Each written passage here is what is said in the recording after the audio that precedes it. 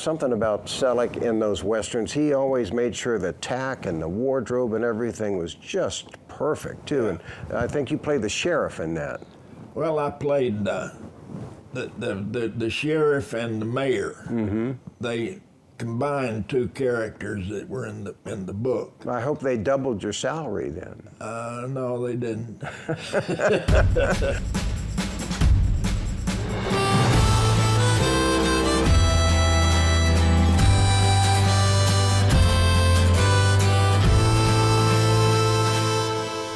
Hi, I'm Rob Word. Welcome to A Word on Westerns. And there's somebody who's just so loquacious, filled with wonderful stories and a background of classic movies. I've got him here right now, although I guess you could say he's got me because I'm sitting in his man cave, and it's Barry Corbin. Yeah, well, it is a cave, all right. This is where I spend most of my time. Sit out here and read and think about stuff. What are you reading? Right now, I'm reading Woodward's new book. Oh, yeah. War. The War. I bet that's good. I mean, there's some surprises in that book, too. There are, and it's very interesting because it tells about how the Trump administration dealt with Putin. Mm-hmm. And then it tells how the Biden administration dealt with him, and what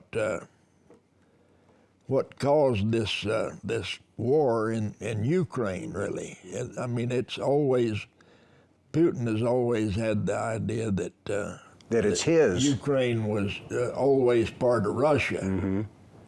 which is not true. Mm-hmm. I mean, he gets history all he wants up. Poland too. That was his too. Oh yeah, right? and then he wants to go to Poland. Then he wants to go. Then he wants New York City. Yeah. I mean, if we let him get Ukraine, then NATO, North Atlantic Treaty Organization, mm-hmm. It's emasculated. Yeah. Well, they've got to stop him, and they got to get back together again. Yeah. We deserve freedom, and you don't get it for free. You got to fight for it. You've got to do something. And then Lloyd Austin did a remarkable thing in his discussion. Lloyd Austin said there can be no tactical nuclear arms used in Ukraine. And the Russians said, I don't like being threatened. Mm-hmm. Lloyd Austin said, I am the head of the most powerful war machine in the history of the world. I don't threaten. Mm-hmm. We got to stop it somehow. Yeah. Putin, he's got to be stopped. He's not our friend. I mean, he's the enemy of the world.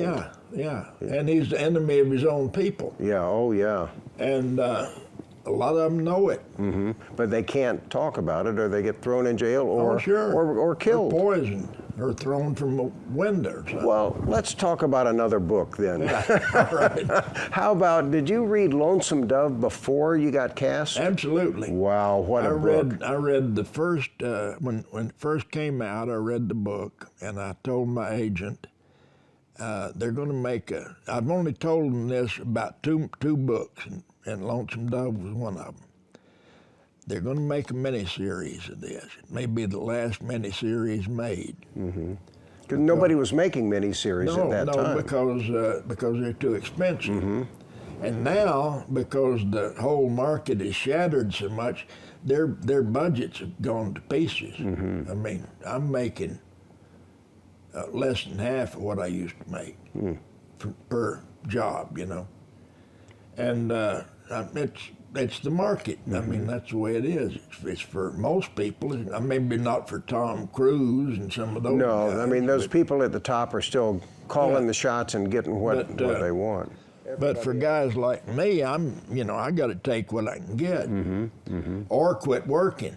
And I don't want to do that. No, you're having too much fun. Yeah. So you read that book, or the first third of the book is all about the history of Texas and cattle. And it's about It's about good night and loving. Mm-hmm. Now, their ages are different. I mean, in reality, Loving was old enough to be Goodnight's father. He was actually his father figure. Goodnight was just 30 when they went on the first drive, and Loving was almost 60.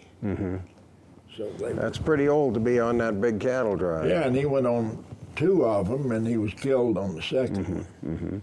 But that book was almost like a documentary of everything in the miniseries, too. Nobody wanted to do that, as you know, and Suzanne DePass optioned it. Did you hear what Bill Whitliff said? He said they called Suzanne DePass and him to go to Hollywood and have a meeting before they started shooting. And they said, well, we're having second thoughts because this cattle herd is too expensive.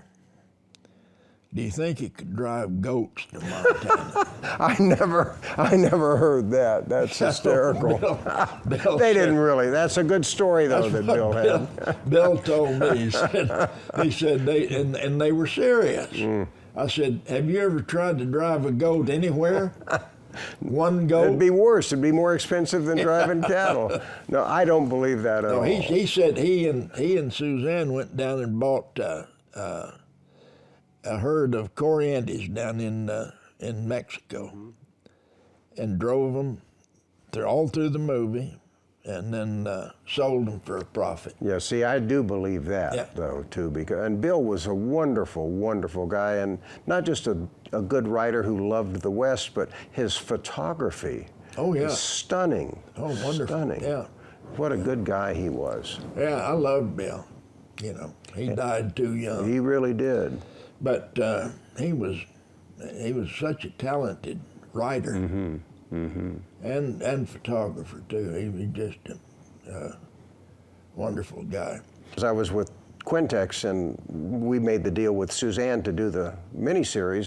So I'm having lunch at the Sportsman's Lodge with Ben and Dick Farnsworth, and they're going, I know you guys are close on this. Can't you get us in here? And I'm thinking, they're casting younger boys, you know, Yeah, but you guys would be great. But it's well, not. It was interesting because they only spent 2 days in L.A. And they only saw the people they asked to see. So nobody. My agents didn't put me up for it or anything. They asked to see me for Roscoe. Yeah, and it's such a great part. Why they chose me for Roscoe, I don't know, but it was. I was very lucky because I didn't have to go on the cattle drive. I know. There was some dissension on the set now. Yeah. I mean, and Simon Windsor, I think, an Australian, just wonderfully directed. Oh, he did a wonderful job, I thought. And then did a couple of other Westerns, too, that you were involved in. He did Crossfire Trail. And Monte Walsh, Monte too, I Walsh, think, yeah. too, with Tom. Those were wonderful films, too. I don't know that he's been back. I think he's still. He came back here, and we're in Fort Worth. He came back for the reunion. That was like 5 years ago or something. I was supposed to be MC that. I'm telling you, you missed the thing. Suzanne invited me to go with her, and so we came together. I guess Barry Tubb took my place. Well, you know, Bobby was here, and Diane Lane, and Ricky Schroeder, and just, it was wonderful. And they'd put us in these black Suburbans with police escorts, and they were zipping us all around, and they closed down Joe T's for us to have the big banquet that one night. And we went to all the museums. It was one of the greatest events I think I've ever attended. Well, I wish I'd been able to make it, but I was doing anger management at the time. I remember we were that. shooting on Friday night, so I couldn't get here. Well, you did a lot of episodes of that, and that. We did over 100 episodes. Well, you always worked, Barry, and you originally, I think, did maybe while you were in college or something. You did Shakespeare. Oh, I did that professionally for years. I mean, I was in New York and all over the place on the East Coast. You know, when I first started, I got in equity by conning my way in. Well, we're doing Shakespeare. I mean, doesn't that open up the insight into what acting is all about? It's great training because the writing is so good that most of it is iambic pentameter. So if you say it like it's written, it plays itself. Most people search for inner meaning and all this. Oh, you don't have to do that. It tells you what it is. You just have to read it like that, and then you make it conversational. And well, I tell you, it. it really throws off a lot of people, though. Yeah. You know, it's tough. And then you talk about having a hard time memorizing. There's a lot to memorize in all those plays, too, though. Yeah, but it's like memorizing a song. You know, you memorize that because that fits, that fits, that fits, that fits. The thing that I can't do is do a medical. I can't play a doctor who gets too much into the medical stuff because I don't remember. I can't. It's hard to even pronounce that stuff, too. Well, let me get back to Simon Windsor and let's talk about Crossfire Trail, because, you know, something about Selleck in those Westerns, he always made sure the tack and the wardrobe and everything was just perfect, too. And I think you played the sheriff in that. Well, I played the sheriff and the mayor. They combined two characters that were in the book. I hope they doubled your salary then. No, they didn't. Well, you know what strikes me in that film, and I love it. You know, Mark Harmon's a bad guy, and it's a good film, beautifully done. But what was the deal with Wilfred's haircut? Well, he wanted that, and he wanted that before he got it. And when he got it, he couldn't get rid of it. Hair was blowing in his mouth, and I mean, it's awful. And it just kind of took you out of the movie a little bit, too. Well, he was, Wilfred and I were sitting in the saloon. We weren't shooting in there, we were just sitting in there talking, you know, having a little talk about the world and various things. And the producer walked in. Who was that, Michael Brandman? No, this was one of the lower producers. Oh, okay. You know, one of the. From Canada? Yeah. Okay. No, he was from New York, but he'd been to the Western store in Calgary. And he came in wearing these boots with red tops on them, you know, come up to his knees, and wearing a big scarf around his neck, and some kind of all cowboyed up, and a Tom Mix hat about that big, and he was about 5'4" or something. He had high heels, you know, and he comes strutting in, wearing spurs. He got some spurs too. Comes jingling in. He's standing there in the door, and Wilfred was facing the door. I had my back to it, and he said, "Barry, what does that monkey do?" I turned around and looked, and I said, "Wilfred, that's your producer." Ooh. I said, "I know it's a goddamn producer, but what does he do?" That's so Wilfred. And the guy just shrunk up and jangled on out of there, right? Hearing that with the spurs coming in, it sounds like Tim McCoy walking in that door. I used to love those Tim McCoy movies. Yeah, I like Tim McCoy. He looked like somebody's grandfather. Well, boy, he was slick. Always wore a frock coat. And he'd squint his eyes like this, looking around. I like this. Lightning Bill Carson. Yeah. Good stuff. I liked him, and I liked Harry Carey Sr. His were pretty realistic. No, he was good. Yeah. He was good. Now, you're too young to have seen the silent movies with Harry Carey. No, I've seen them. But not when you were growing up. No. Yeah. No. Yeah. You know, when I was growing up, we didn't. I mean, nobody watched silent movies. No. Then. That's why we can't find them anymore. Yeah, they threw them away. The studios didn't want to pay the storage, and they were combustible. Yeah. Growing up in Texas, I bet there were a lot of double and triple features with some B westerns. Oh yeah, I'd go every Saturday to the Majestic Theater, and we had cowboys that come in on their day off, and they'd go to the movies with the kids. The real cowboys. And they weren't, they weren't but 18, 19 years old. Mm-hmm. You know, they would hoop and holler and whistle and carry on. How fun.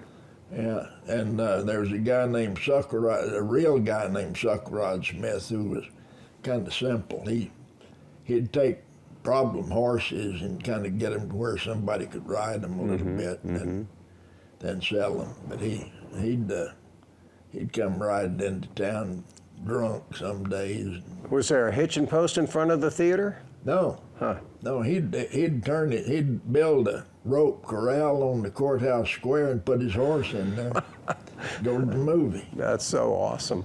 And then one time he rode his horse into the barber shop, started raising hell in there. I remember going to the movies, and it was like 15 cents for a triple feature at the Ritz Theater, and it was like 3 bad horror movies, you know. Yeah. But earlier, when I was a kid, on Saturday mornings, Mom would drop us off at the theater, and it was free because there was a new mall across the street where they wanted all the mothers to go shopping. Oh, yeah, go shopping. And drop us kids off to watch 6 cartoons, a Jungle Gym movie, and a serial chapter. Yeah, that's when old Johnny Weissmuller got too fat to wear a loincloth. Yeah, but he was still in pretty good shape. He was in good shape. Yeah. One time, Jock Mahoney, when I first came to LA in the end of 1978, somehow I was lucky and started hanging around with Jocko, and who knew everybody. And we went out to the Motion Picture Hospital to see Davy Sharp. And so I had a poster of the Range Busters where Davy Sharp and Crash Corrigan and Max Terhune were in it. Yeah. And I took it to hang up in the wall in his hospital room. And he came out. They wheeled him out to see us. This is in '78. And he had emphysema. And he's outside his room because he's sharing it with somebody else, and he's smoking a cigarette. They lit a cigarette up for him to smoke. Oh, yeah. Unbelievable. And then we hear this, and Jocko says, Weissmuller's in the next room, let's go there. So we went to see Johnny Weissmuller, who was there too, and I'm thinking, I'm in heaven. This is so great to see all these heroes. Yeah, did Ben ever tell you about when he doubled Johnny Weissmuller as Tarzan? Oh, yeah. You tell me again. Oh, well, he went, after they shot, Weissmuller said, let's go get a drink. Ben didn't drink too often, or didn't drink too much. Well, he was probably like 20 years old back then. Yeah, and so he went with him over there, and he said, this is the last time I tried to match somebody drink for drink. Said, I was sitting there drinking that whiskey, and he said, some guy came over and went behind Weissmuller, and he had his hair long because he was playing Tarzan, and he pulled his hair. And Weissmuller got up and clocked him and knocked him down, and then 2 other guys started coming toward him, and I was going to help him, and I put my hands on the table, and I couldn't get up. Because he'd been drinking so much. Said I had to sit there and watch him beat up 2 other guys. He didn't tell me that part of the story. Man, he could do everything, Jocko could. Oh, He yeah. has that springs for legs. Well, he was with Dick West. Yeah, Dickie Jones. In Range Rider. Yeah, in Range Rider. When they were doing that, the 2 of them were at the Houston Live Fat Stock Show, the rodeo. They were the celebrity act.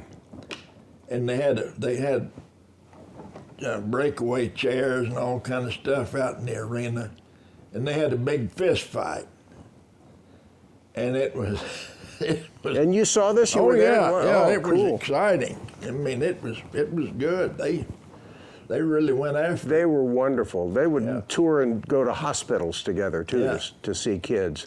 But boy, Dickie was great too. He was on the Golden Boot Awards committee with Yeah. us too. So until we gave an award to some movie that was not good, and he says, I can't be on this committee anymore. And it's like, I don't know what, I can't stay for this. I was watching Fistful of Dollars when, a while ago. And I don't know, they got those damn Andalusian horses. The prance. Yeah, and they carry their head like a camel, you know, and That bothers me too. it's Yeah. so odd, and that Spanish terrain doesn't look like anything in this country, really. Did you never made a spaghetti western? You No, never went over there no. to do that? Well, some of them, the music is great. That Yeah. Ennio Morricone music. Yeah, that's good. But uh, the horses prancing always bothered me, and I asked Robert Woods, who's a friend who starred in 34 of those Yeah. spaghetti westerns. I said, didn't that bother you the way the horses were? And he says, I'm from Colorado, I can ride anything. So it's like he didn't even think about it. But Yeah. watching them, Yeah. it's odd. We're Yeah. just used to quarter horses. And and when you put Arabians in there in the Western, they didn't have those No. horses over there. I tell you, I could listen to you talk all day, and I don't want to wear you out, Barry. I'm just an observer here. Well, you're not going to wear me out. I do that when I do my shows. I'm talking for about 3.5 hours without pause. Well, how do you design what you're going to talk about? I don't. Does that not make you a little nervous? It makes Joe real nervous. So you have different themes, or you just, how do you decide what you're going to say? Well, I start out with that. I always start out with the same piece of Shakespeare, The 7 Ages of Man. That's talks about your life from an infant to senility, and that kind of covers what I'm going to talk about. And then I'm watching the audience while I do that. And one night when I was doing it at this club out in Mingus, Texas, it's a beer joint. And I'm doing the show, and there's a guy sitting on the front row. He start this Shakespeare. I said, oh, Lord, this is going to be a long night. So I get done with that, and then I say, now that's the last piece of culture you're going to get from me tonight. That's a little piece of Shakespeare. You're not going to get any more of that. We're going to have some fun. I'm going to tell some stories, and then I start talking about whatever I want to. And you just gauge the audience on what they're like. Do you talk to the people before they come in, before you start, or you No. just have no clue? And then the second half of it, I'll talk for about 45 minutes, and then I say, well, I'm going to take a little break here, and you probably need to have a little talk oil back there at the bar, and I'll be back in 10 minutes, and we're going to have questions from the audience. So then I get to it, and I don't want to know what anybody's going to ask. Just That's do fun. that for about an hour, and then I sign autographs, and Have take you pictures. written a book? I've got one started. Well, that's what you need to have out there. And, people would just be snapping that up. Yeah. I've got Tim Matheson coming over to the house in a couple of weeks because he's just written a book. So Tell him hello for me. I will. Everybody loves him. I just think he's great. He had done one of the shows at the Autry, and like you, I don't like to prepare. People will sometimes say, when I don't really know them, they'll say, well, what are we going to talk about, Rob? And I go, we're going to find out when you get there, because I don't want to talk about it now and then think, did we already cover this? And I want to have a conversation, because then it's fun for me. And if it's fun for me, it's fun for the guest and the people at home. Sure, that's the way to do it. Well, I want to come see you do your 3 hours. Well, maybe I did my Charlie Goodnight show at the Autry. Did 3 or 4 days there. And we had full houses. I'll bet you all did. The time. Yeah. I was talking to some people at the function last night, and they said they want me to come to do it in Albuquerque. I'd like to do it there. I did it in Tombstone. Bobby Carradine drove his police car out there. We were with him last weekend, and it's like we moved the panel discussion. It was usually outside in Lone Pine, and they moved it inside to the gym. And nobody knew where the high school gym was, and I said, "You see that black police car parking in the red zone? Just walk right past that, and that's where the gym is." And it was Bobby's car. And we were talking before the show. I said, "Well, I don't know. I never know what I'm going to talk about, so it might not be worth a damn, but, you know, it's a crapshoot." It's fun. And he said, "Well, it doesn't make a bit of difference what you talk about." He said, "These people just came to hear you. They don't care what you talk about." I look at you as like a Will Rogers who just is the real deal, telling humorous stories based on life like he did. Well, that's kind of what I model it on. I mean, Will Rogers has always been kind of a hero to me. And one time roped Jim's hat off, his son, Jimmy. I was there fooling one of his ropes at the museum there. And I was fooling with it, and I just flipped it over and got his hat. Well, I bet his dad had done that a lot to him, you know? He said, I told a story about a buffalo, pet buffalo that got out in my neighbor's yard.